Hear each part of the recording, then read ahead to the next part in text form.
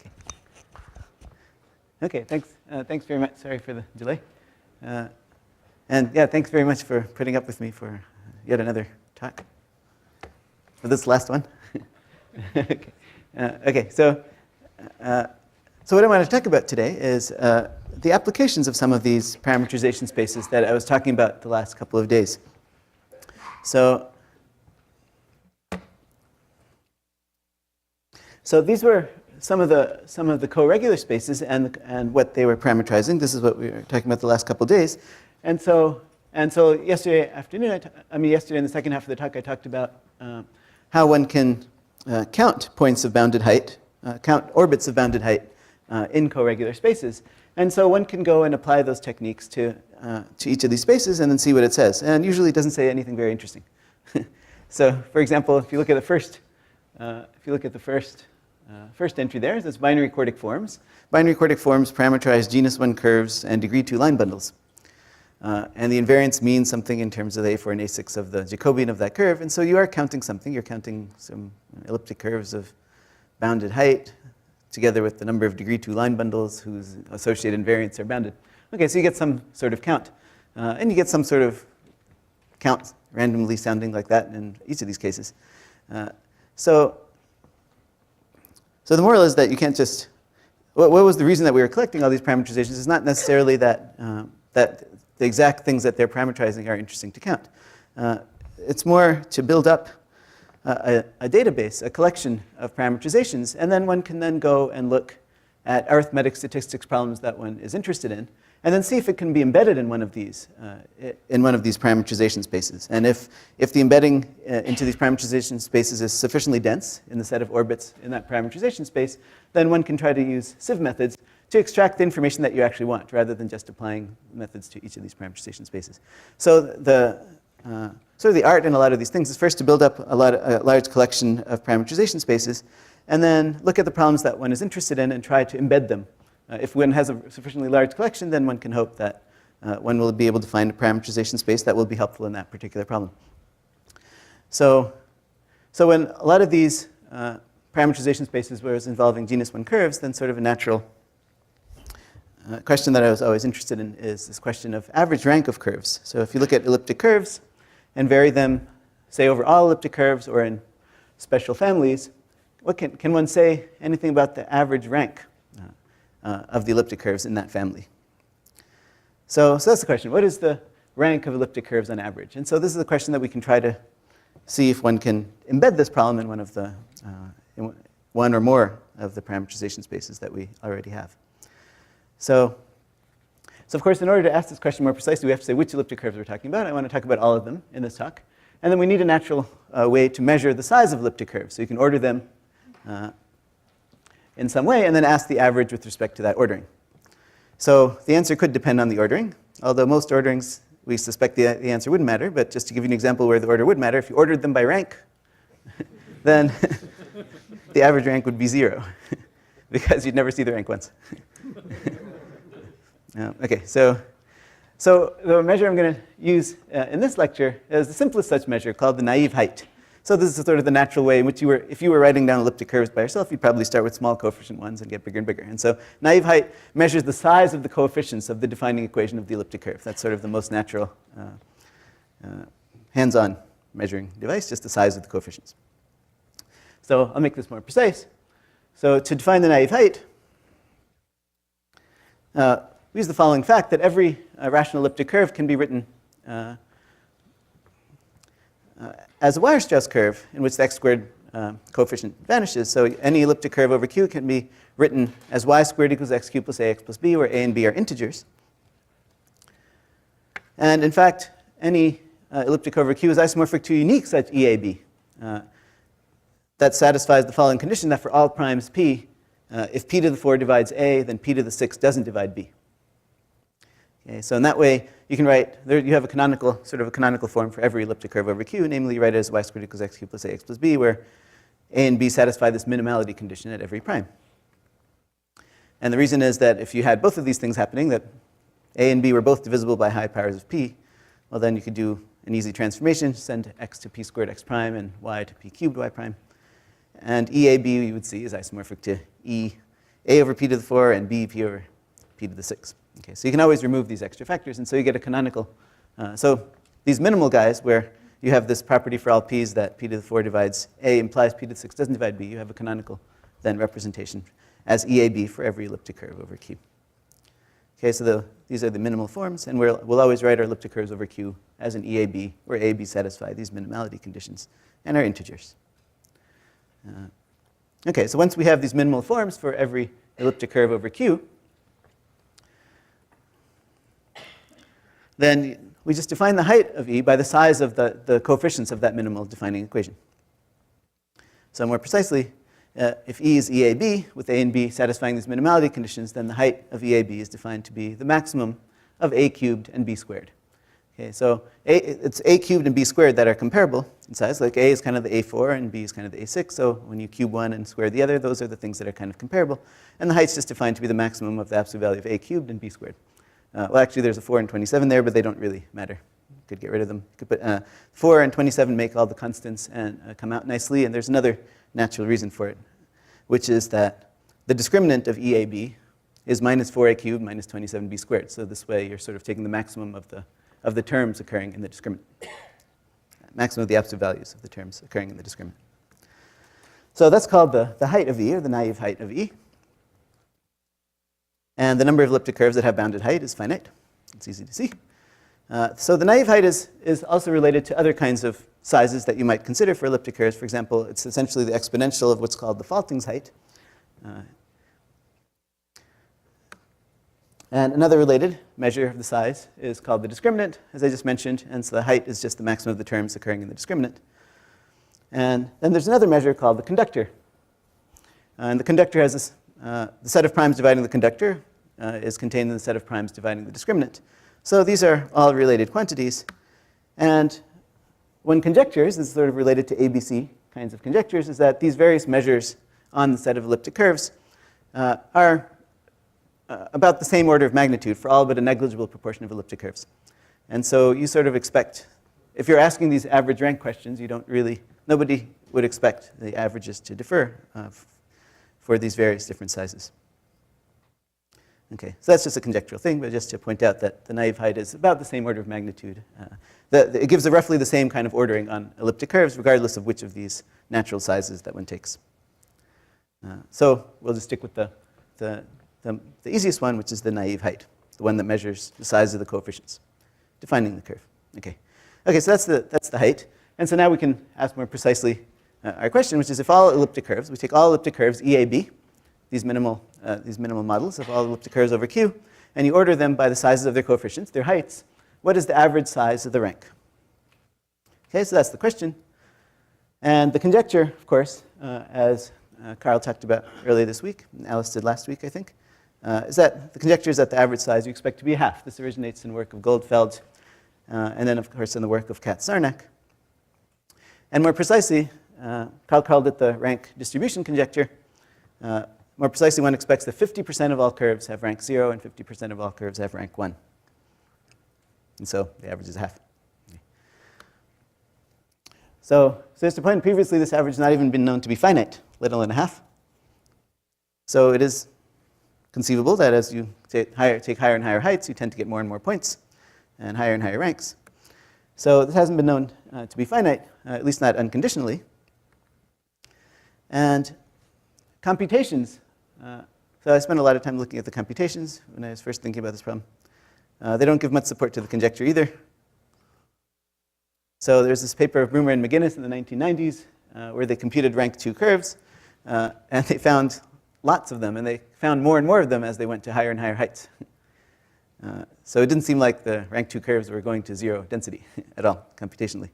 And then these computations were extended recently by Bektemirov, Stein, and Watkins. And so I got this I got this graph on the next slide from William Stein. So this shows the average rank of all curves of conductor up to 10 to the 8. So this is the average rank up to this conductor. So average rank up to this conductor, average rank up to this conductor. And you can see that the average rank is just going up as you go to higher and higher conductors. And as you can see, it passed 1/2 just before, even when it started, it was already past a half. And it just goes, Does it's a set of curves that are known, so that they had in their database. Yeah, and so, well, okay. It is possible that somehow the way they were looking for curves were biased towards higher rank, but it doesn't seem likely. Without points are hard to find. Great. So from this graph, it looks like, well, either it might be approaching an asymptote, like 1 or 0.87, or it's going to infinity. I mean, it's not entirely clear from this graph. Certainly, the data wouldn't indicate that it's going to a half. Of course, I showed this to Peter Sarnak and said, look, this completely disproves your conjecture. He says, no, it's going to turn around and come back to a half. So they're totally confident. First of all, there was the question of suppose we even assume conjectures, say GRH and VSD and everything else, can we at least argue that the average rank has to be finite? And so the first theoretical result in this direction is due to Brumer. And what he showed that if you assume the generalized Riemann hypothesis and the Birch-Swinnerton-Dyer conjecture together, that they imply that the average rank is bounded when you order all curves by height. In fact, at the time he did this, he also assumed modularity, because that wasn't known at the time either. So $2 million worth of conjectures and modularity imply the average rank is bounded. Okay, but at least people believe these conjectures, all three of those things, and so this was a natural. This made people believe that the average rank should be bounded. And in fact, he got an explicit bound of 2.3, so the average rank is bounded by 2.3 if you assume these conjectures. So in 2004, Heath Brown had this really nice refinement of it, still assuming GRH and BSD. He improved this bound of Brumer to 2.0. That is rounded? That is not 2. That is 2.0. No, it's actually exactly 2. But so a lot of the work after Brumer was to work really hard to get below 2. Because if you get below 2, then that implies that a positive proportion, I mean, assuming these conjectures, a positive proportion of curves would have rank 0 or 1. And so you could apply Grozage or Kolyvagin to say that, okay, the positive proportion of things will satisfy BSD, assuming GRH. So that was an application that was into. So I think he wrote 2.0 in his paper probably to emphasize that if you can make this 1.99, that would imply something nice. And in fact, that was. No, so actually, it's a bound on analytic rank that they get. So it's by analytic methods. It's looking at the order of vanishing of the L function. So they bound the analytic rank, and if they can get the average analytic rank below 2, then it'll imply something about algebraic rank without BSD. And this was actually done very recently in this nice work of Young. So Young further improved this, again, assuming GRH and BSD, to showing that the average analytic rank is less than 1.79, just assuming GRH then. So that then had that application that GRH implies a positive proportion of BSD being true. Okay, so these were the known theoretical results, but again, they're all conditional. So the hope was that, okay, maybe we can take this problem and embed it into one of these parameterization spaces that I was talking about in the last couple of days, and then maybe one could say something unconditional. And so that's the theorem I want to talk about. So the main theorem is that unconditionally, when elliptic curves E over Q are ordered by height, the average rank is bounded. And in fact, the bound we get is actually better than the one that you get from doing the analytic method and assuming GRH. So the average rank is bounded by 1.5. So as I mentioned, this is most everything I'm talking about today is joint with R.L. Schenker.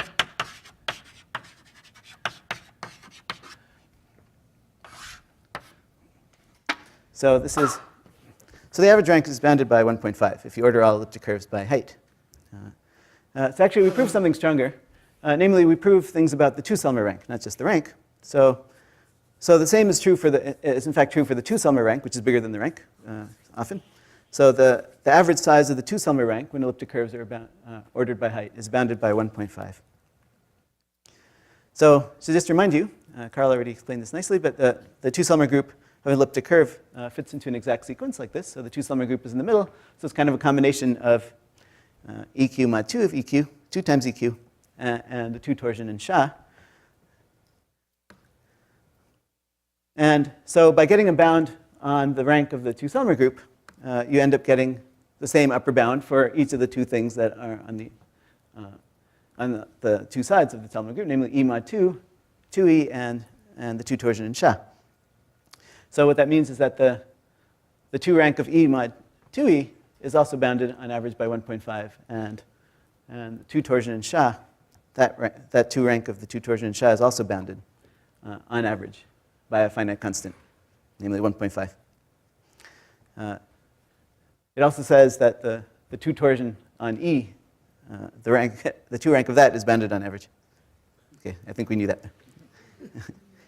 So actually what one can show fairly easily is that the average size of the 2 torsion on E is 0. Well, I mean, sorry, 1. Okay. You don't get non-trivial 2 torsion if you pick a random curve. So those have 0 density. Okay, so actually we proved something stronger, namely that when elliptic curves E over Q are ordered by height, the average size of the 2 Selmer group is exactly 3. Okay, so that's actually the result that's proven.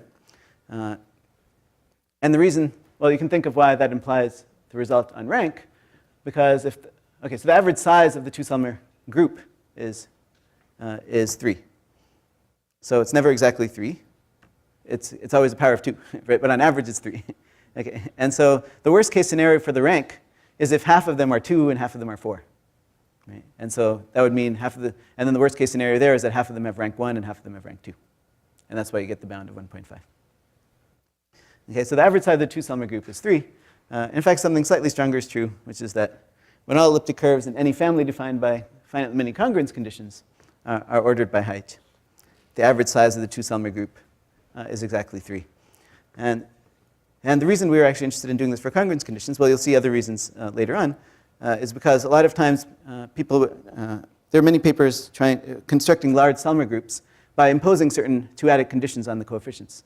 And what this shows is that that will never work in the long run to produce large Selmer groups, that the average size is going to be 3 in any family defined by congruence conditions. Okay, so that's the result I want to talk about.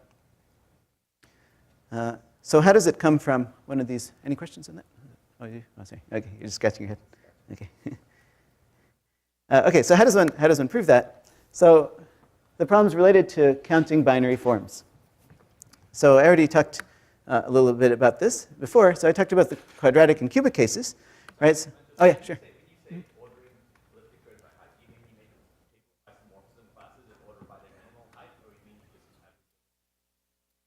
I mean by the naive height, the way I defined it before. Some elliptic curves count multiple times. No, because each elliptic curve had a unique representation as EAB with the A and B minimal. Yeah, and then we're defining naive height just in terms of those minimal coefficients. Yeah, so each one is coming just once.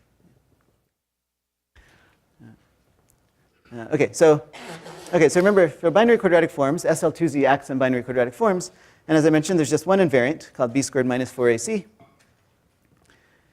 And that's the unique SL2 polynomial invariant. And Minkowski's theorem is that there's only finitely many SL2Z equivalence classes of binary quadratic forms having a given value of the discriminant. So there are only finitely many, and so the natural question is to ask is how many such orbits do you expect on average? So how many classes HD are there with discriminant D when D is at most some large number X? And so this is a theorem I mentioned a couple of days ago, conjectured by Gauss in his disquisitiones and proven by Mertens and Siegel later on, is that if you sum H of D for imaginary quadratic orders up to absolute discriminant X, it grows as an explicit constant times X to the 3/2. And there's an analogous result. This was proven by Siegel, which I didn't mention a couple of days ago. But as Henri mentioned, it's very hard in the real quadratic case to separate the regulator and the class number. But if you take their product, then again, you have a similar asymptotic. This time it's pi squared instead of pi, but otherwise it looks more or less the same. Okay, so those are asymptotics for binary quadratic forms. And the point that I just want you to take from this is that on average, that means that HD is sort of on the order of d to the half. That's what this means, because right? The sum is growing like x to the 3/2.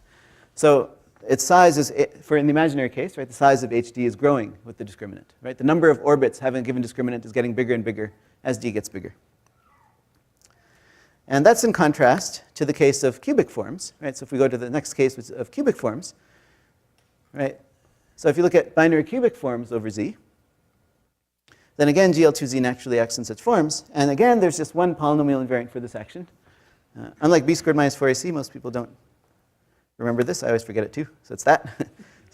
So this is the discriminant of a binary cubic form. It's the unique polynomial invariant again, in the sense that every other polynomial invariant is a polynomial in this one. And again, it's true by a similar kind of reduction theory or Minkowski geometry of numbers type argument that as before, there exist only finitely many GL2Z equivalent classes of binary cubic forms having a given value of the discriminant. That's like the class number for binary cubics. And so again, we can ask how many classes of irreducible binary cubic forms are there having discriminant d, or in a range of d, so over all d at most x. And so this is the theorem of Davenport, 1951, that I mentioned a couple of days ago, which is that if you take the total number of classes of binary cubic forms of discriminant d up to absolute discriminant x, it grows as a constant times x. And these are the constants for positive and negative discriminant, pi squared over 24 and pi squared over 72. But you can see that the main difference here with the Gauss-Mertens-Siegel theorem is that now you see that on average, the number of classes of forms per discriminant is finite.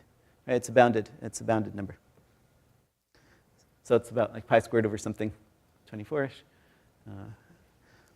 for negative discriminants, and about pi squared over 72 for positive discriminants. Okay, so these are the cases of binary quadratic and binary cubic.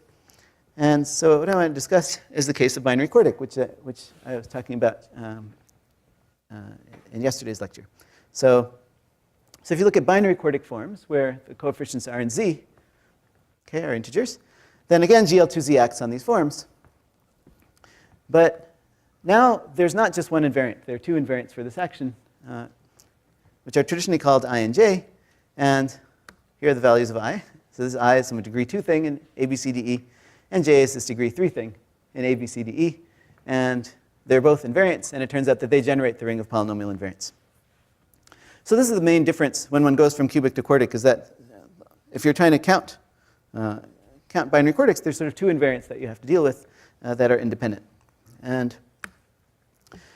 But again, it's true that if you fix both I and j, then there exist only finitely many GL2Z equivalence classes of integral binary quartic forms having that value of I and j. So it's the analogous thing for class number. You can then talk about H sub ij, the number of classes of binary quartic forms that have those invariants I and j. Okay, so we can call that H of ij, and that's a finite class number. So yeah, for general coregular spaces, this is a theorem of Borel and Harish-Chandra that says that if you fix the values of the invariants, then the number of integer orbits that have those invariants is always going to be finite. And so you can ask about the average size of class number for general such coregular spaces. And this is one example where there are two invariants. Okay, so we can ask how many equivalence classes of binary quartic forms are there having bounded I and j. Okay, so that's the analogous questions to what we asked in the quadratic and cubic cases. Yeah. Okay, so analogous to how we define the minimal height of elliptic curves, okay, we can define the height of a binary quartic form by defining the height of that binary quartic form f to be the maximum of I cubed and j squared. Again, with funny constants, they're just for convenience, they don't really matter. So h of f or h of ij is just defined to be the maximum of the absolute values of I cubed and j squared, more or less. I cubed and j squared over 4. And then we can ask how many equivalence classes, how many GL2Z equivalence classes of binary quartic forms are there that have height less than x, right? That's the question of asking how many binary quartic forms are there having bounded invariants. Okay, so having height less than x. And as I mentioned yesterday, if you look at just reduction theory methods, then those immediately imply that this number of binary quartic forms up to equivalence having height less than x is at most O of x to the 5, 6 plus epsilon. And so as I was talking about, the hard work is getting rid of that epsilon. And that epsilon is all because of the cusps. And the cusps are now considerably more complicated because there are these two invariants, and they're both cutting off this cusp, and you sort of have to analyze the geometry of that. And so the techniques that I was talking about yesterday about averaging over the group, those are what allow one to handle this cusp.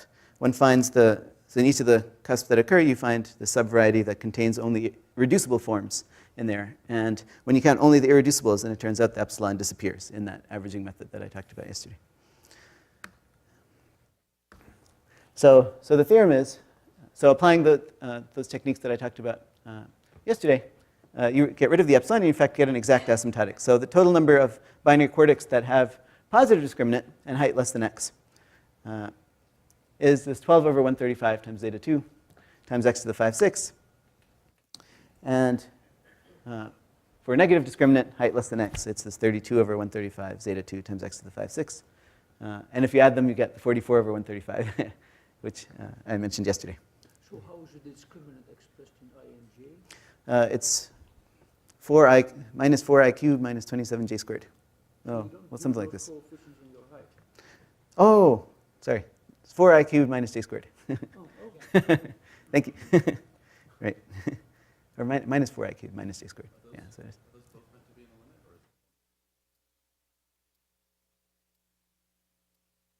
limit? Or oh, oops. One of them is asymptotic and one of them is exactly equal. Okay, yeah, so one gets lower order terms. Easily one gets O of x to the 3/4 as a second term. Okay, so what this is saying is that, so these are the asymptotics for the total number of binary quartics. But now the question, analogous to what I said for the cubics, is how many are you getting on average? So if you fix an I and j, how many classes are you getting on average with that I and j as I and j vary? So to answer that question, you need to know, well, how many i's and j's are we summing over here? And so the question is, well, what i's and j's can actually occur as invariants for binary quartic forms? So if we understood how many i's and j's are actually occurring, then we could divide by that and we'd get an average number for how many occur per ij, okay, for those ij that actually occur. So we call such an ij eligible. So a pair ij is eligible if it occurs as the invariance of some integer binary quartic form. Okay.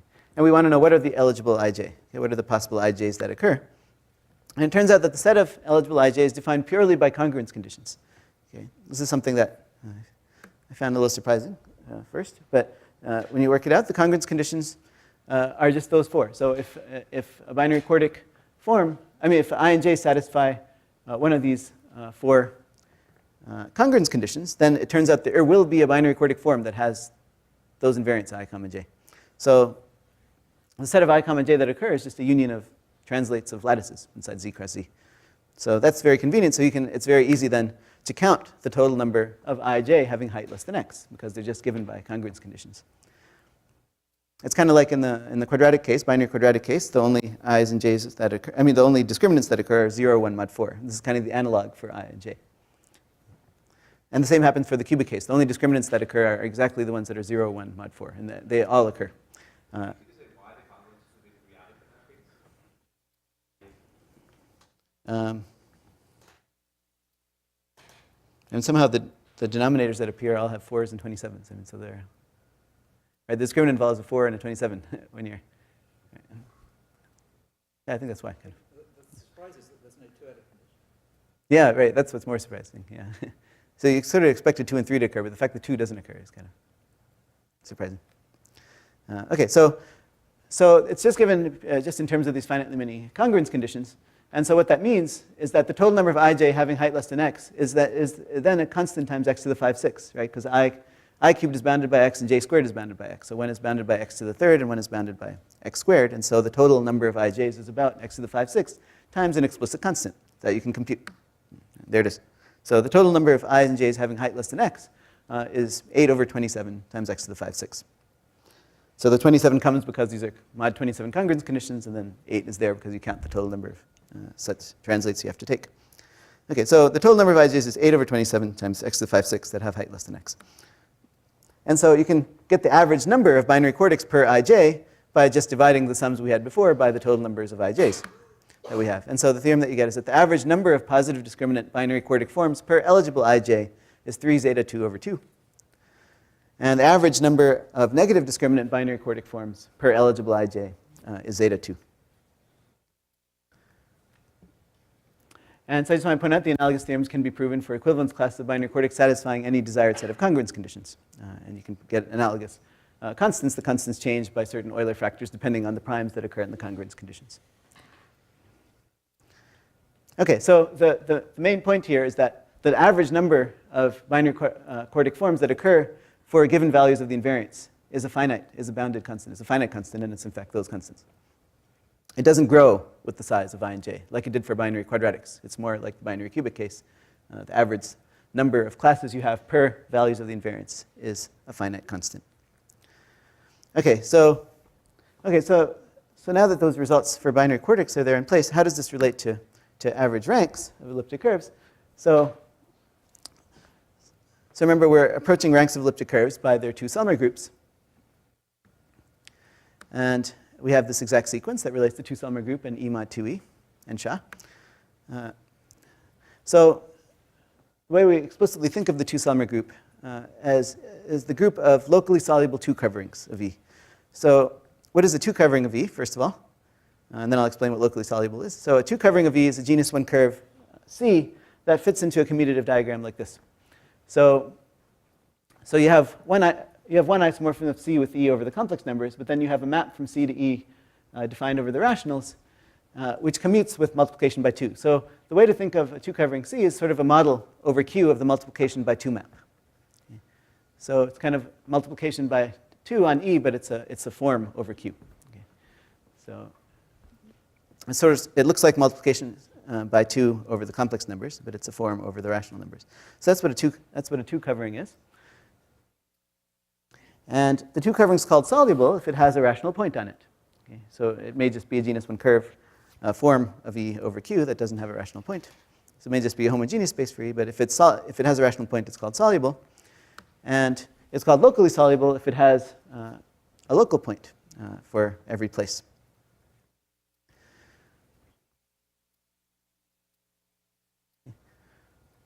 So that's the way we explicitly think of the two Selmer group, is as locally soluble two coverings. So soluble two coverings, it's easy to see, those correspond to EQ mod 2EQ. And the locally soluble ones are sort of the things that look like, well, they're the locally soluble two coverings. That's the two Selmer group.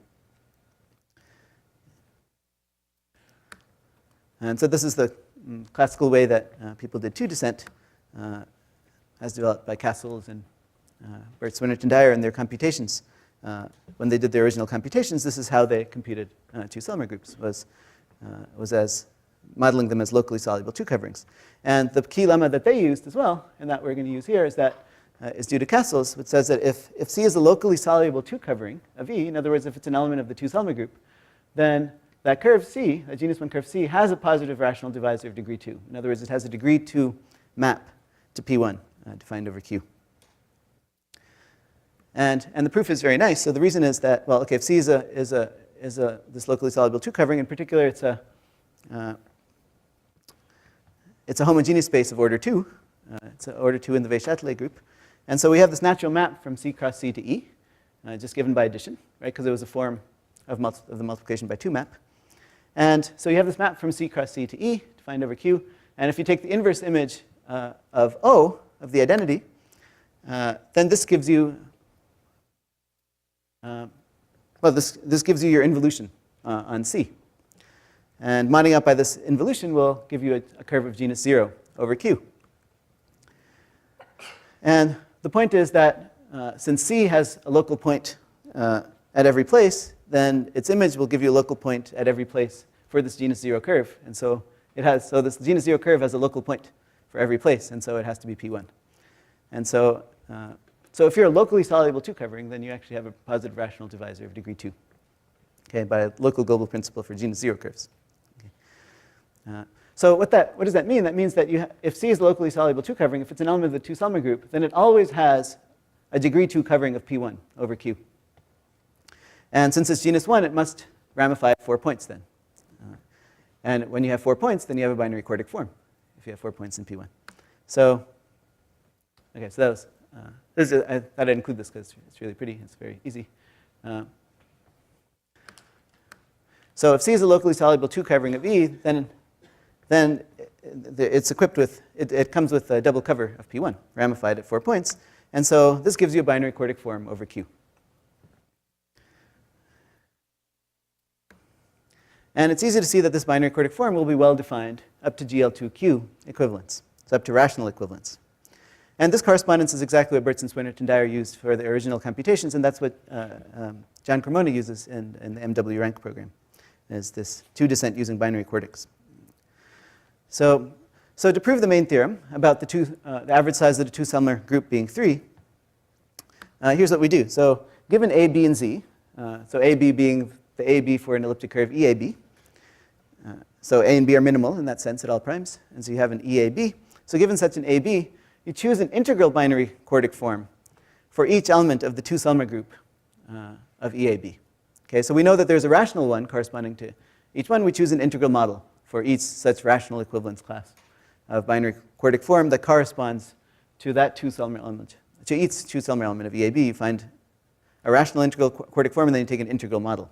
Okay, and we want that integral model, that integral representative inside that GL2Q equivalence class of rational binary quartic forms, we want it to satisfy a couple of properties. First of all, that y squared equals that binary quartic. Okay, the double cover that ramifies at the 4 points that are the roots of that binary quartic. That should give the desired 2 covering over Q. We want it to do that. And the second thing, and this is the main thing, is that the invariants I and j of the binary quartic agree with the invariants A and B of the elliptic curve. So you define an integral model such that the invariants of the elliptic curve and the invariants of the binary quartic match up. Exactly. At least away from 2 and 3. You can't actually get it at 2 and 3, but luckily that's only 2 primes. Okay, so you deal with it.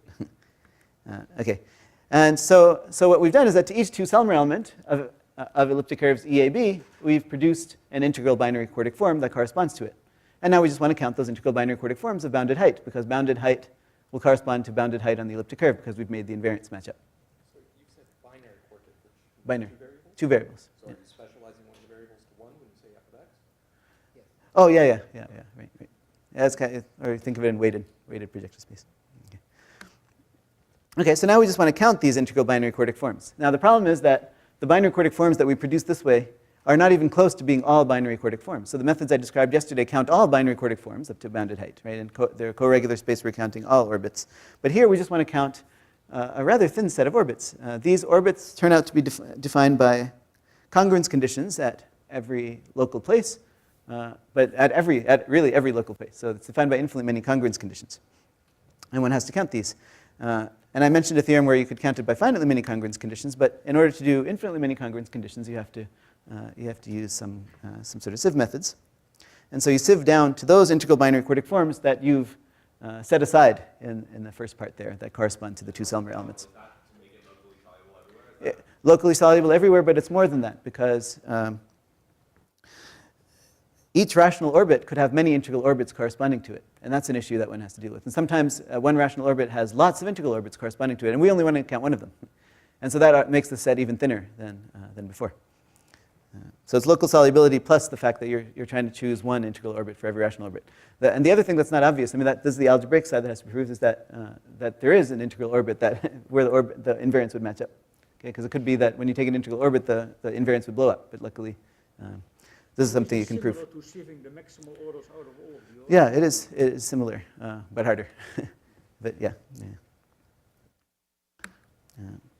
So Melanie talked a little bit about these uniformity estimates. One has to prove the necessary uniformity estimates. So when you're imposing more and more conditions on the primes, you have to know that the error is not building up too much, and that requires certain uniformity estimates. And that's by far the most technical part of this work, and that's why I won't talk about it. But it involves doing another count. So the uniformity estimates can be proven by embedding binary quartic forms into some of the bigger coregular spaces that I talked about, and then counting points in there, and then moving that uniformity estimate back to binary quartic form. So actually, a lot of the coregular spaces end up playing a role, even though binary quartics are sort of the main one where you've embedded the problem that you're interested in. So in particular, you end up counting points of bounded invariance in a certain non-reductive coregular space of dimension 12. Okay. So anyway, so once this count is performed, though, the sieve can be performed, and once that's done, and the uniformity estimate is proven, and use that to carry out the sieve, and you finally obtain that when all elliptic curves E over Q in any family defined by finitely many congruence conditions are ordered by height, the average size of the 2-Selmer group is 3.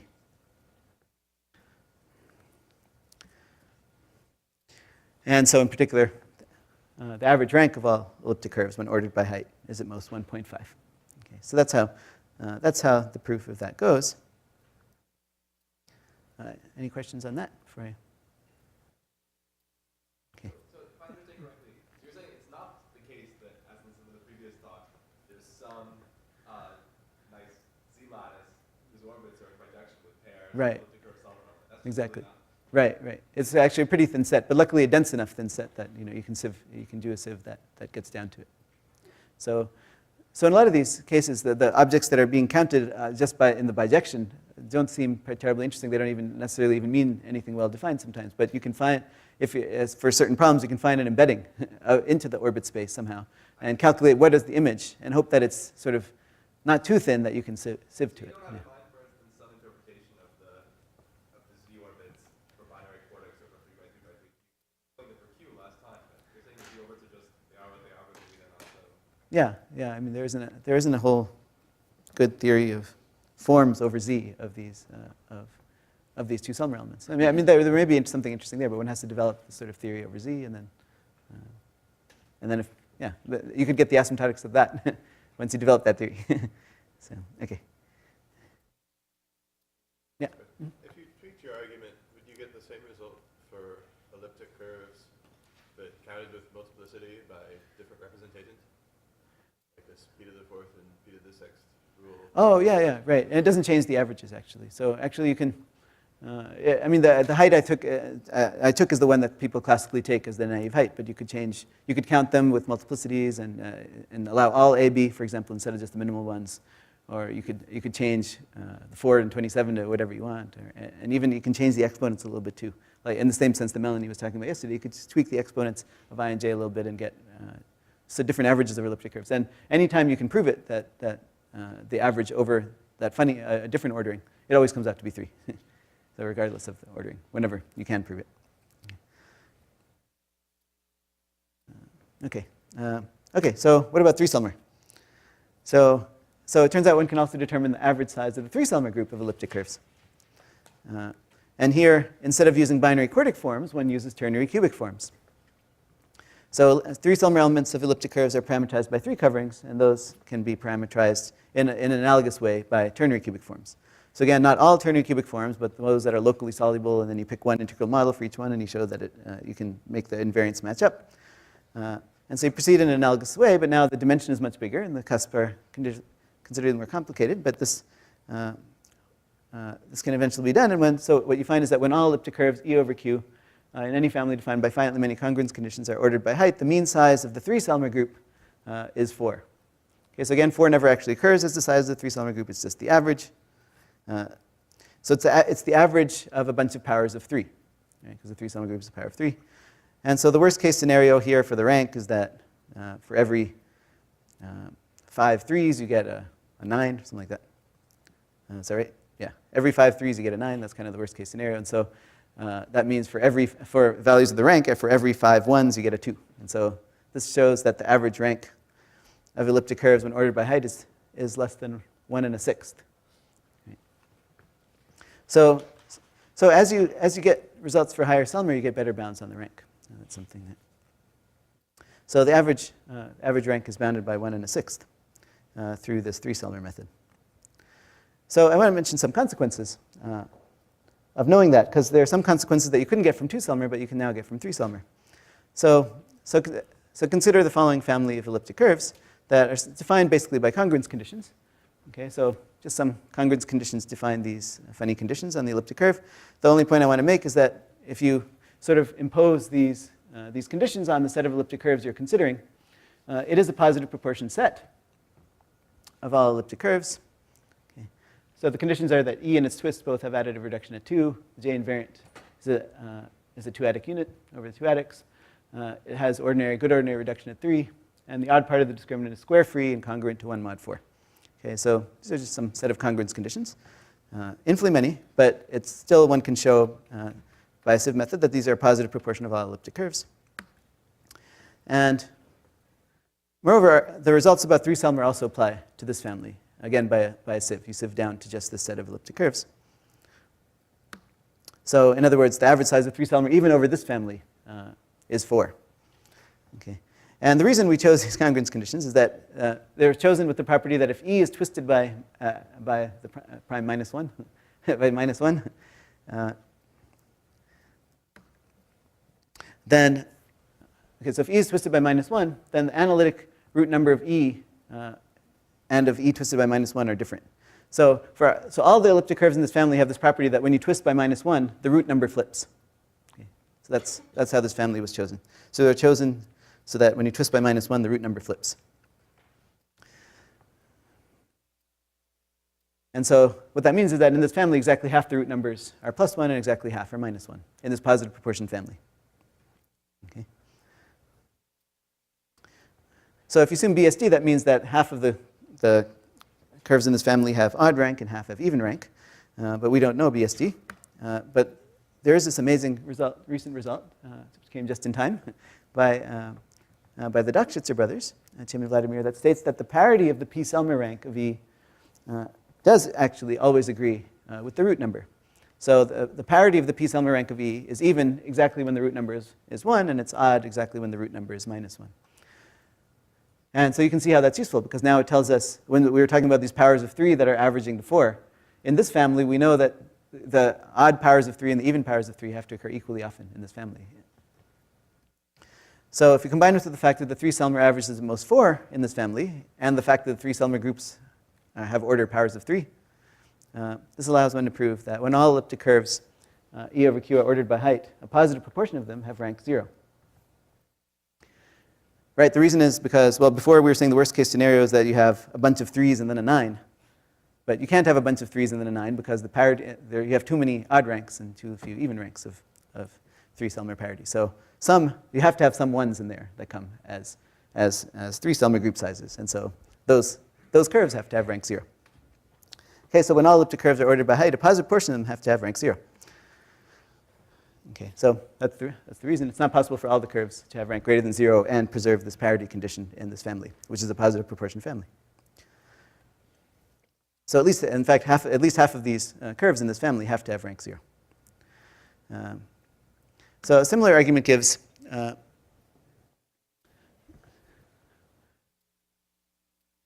if you assume SHA is finite, right, then you know that if the 3-Selmer group is of size 3, then the curve has to have rank 1.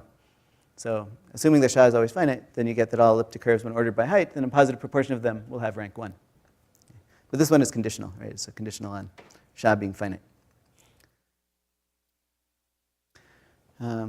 Okay, what about analytic rank?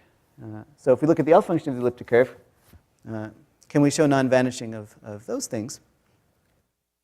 And so there's a recent result of Skinner-Urbain, also just in time for this, is that if the L function of an elliptic curve vanishes at s equals 1, and if E has good ordinary reduction at 3, then that means that the 3-Selmer group of E has to be non-trivial. That follows from this recent work of Skinner and Urbain.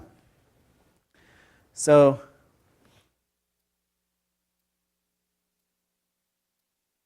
right, so they're saying if the elliptic curve vanishes, then the 3-Selmer group has to be non-trivial. It has to be bigger. So in particular, if the 3-Selmer group is trivial, then that implies, assuming these conditions of good and ordinary reduction at 3, it implies that the L function doesn't vanish. And so in this family, which is a positive proportion family, since you know that the 3-Selmer group is at most 4 in size on average, this allows us to prove that when all elliptic curves E over Q are ordered by height, a positive proportion of them have analytic rank 0. In other words, have non-vanishing L functions. So this proves a positive proportion of elliptic curve L functions are non-vanishing at this critical point.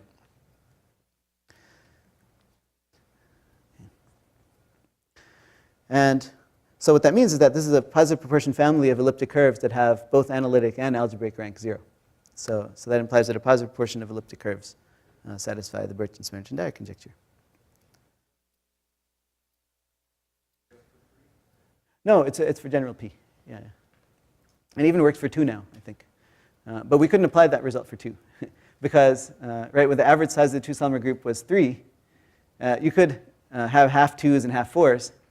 And that doesn't contradict, right? They have the same amount of odds and evens. And so you don't get a contradiction there. It just exactly works out for 2. And I was afraid that would always happen at every prime, that there would be some conspiracy that just makes it fail. But for 3, it seems to be good.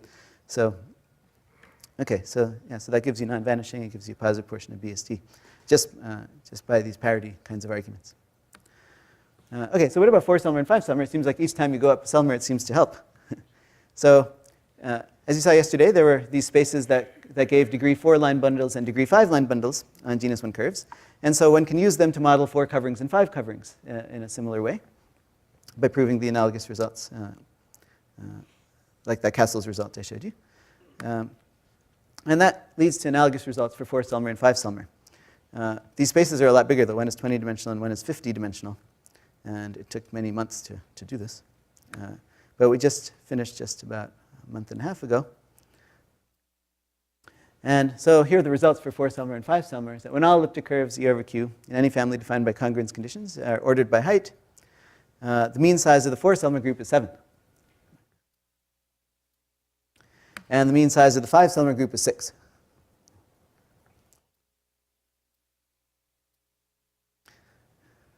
Anyone see the pattern?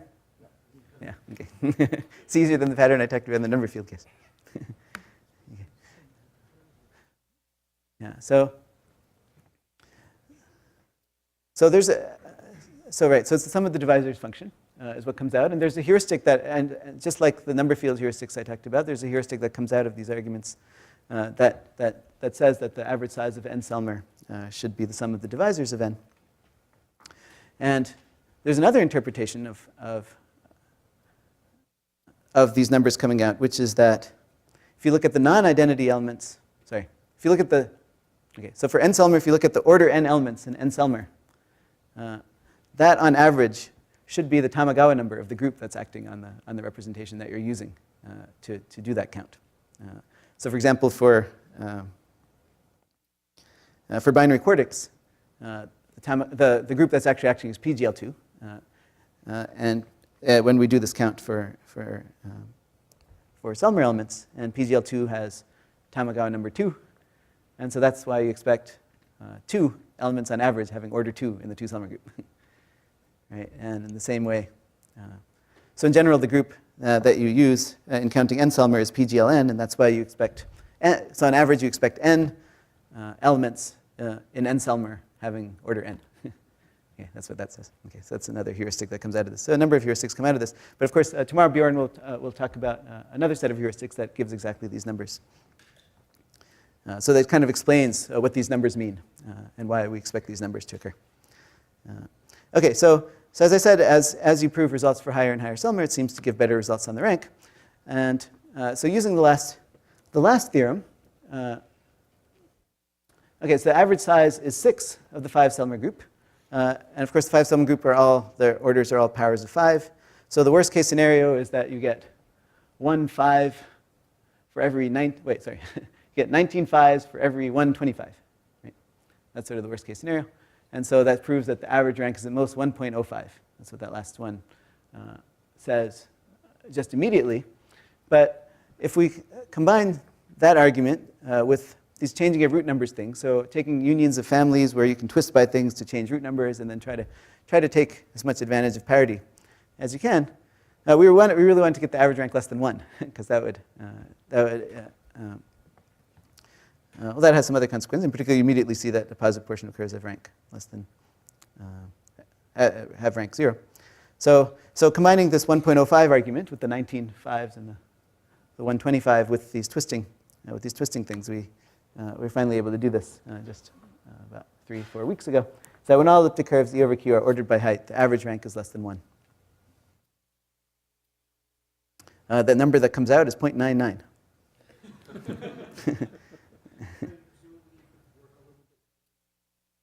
Yeah. I think if we work really hard, it would around 0.7, 0.8 seems like it's possible within reach. And maybe I should say that if we knew these n-Selmer averages for all n, and we knew that the root number is equidistributed, then that would imply the rank distribution conjecture. So this is sort of, if this were to continue, then it would actually prove the rank distribution conjecture.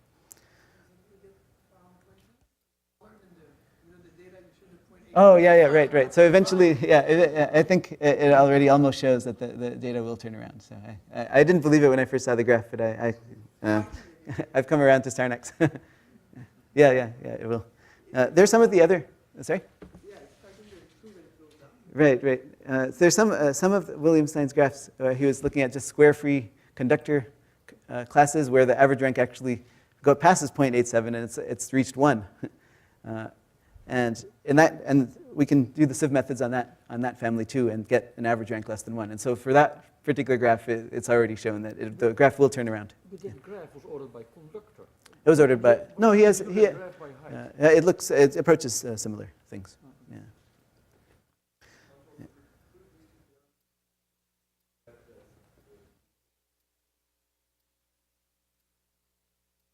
Yeah. Yeah, for these non-reductive, there were analogs of these non-reductive things that you had to embed it in to get the uniformity estimates, in each of these cases.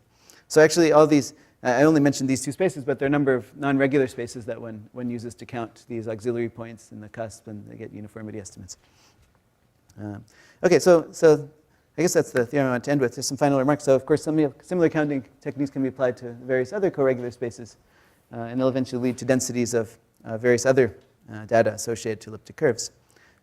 So as I mentioned, there are about 50 other spaces that parameterize genus 1 curves, and with extra data of various kinds. So that's the joint work with Wei that I talked about yesterday. And so, for example, what we should eventually have there is average sizes of 2-Selmer or 3-Selmer in various families of elliptic curves. So the families include things like all family of all elliptic curves with 1 marked point. So in other words, family of all elliptic curves that have rank at least 1, family of all elliptic curves that rank at least 2. When we'll get average size of 2-Selmer and 3-Selmer there. Well, 0% of them will be torsion because you don't expect. Yeah. So if you take the family of all elliptic curves with 2 marked points, 100% of them will have rank 2. Yeah. Okay, I think I'll stop there. Okay, thanks.